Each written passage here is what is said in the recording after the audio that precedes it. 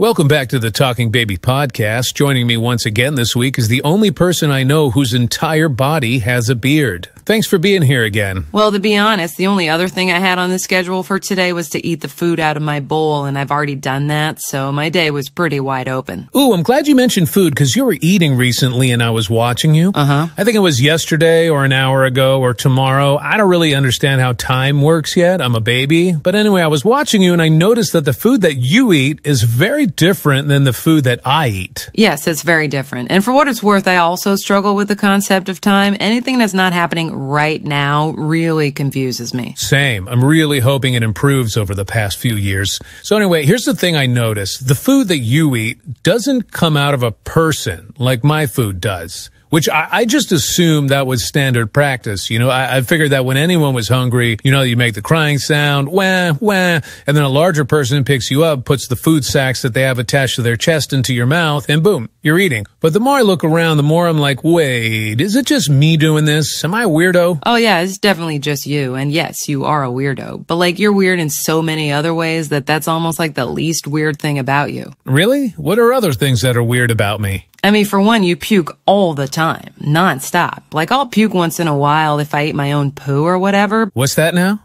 Oh, you know how like when you're in the backyard and you're a little hungry, but mostly you're bored and you see an old pile of your own poo and you're like, meh, why not? And so you eat it and then your stomach's like, ooh, I did not like that. And so you puke, you know, like the normal reason people puke. I'm starting to get the feeling that you may be unreliable as a source for what's normal and what's weird, but do go on. Oh, another weird thing about you is that you're like super small compared to other people. Yeah, I've definitely noticed that before, but I always assumed that I was a totally normal size and that they were all just giant freaks. Nah, you tiny, bro. Whoa, hold on. I just had the craziest thought. You want to taste your own poo? What?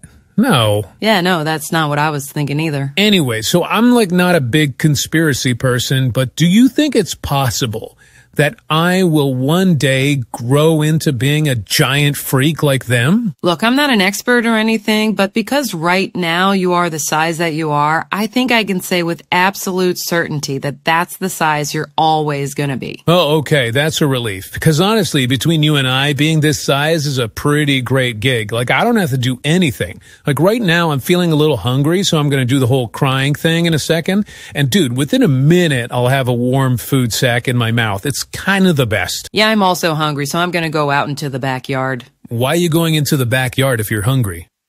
No reason.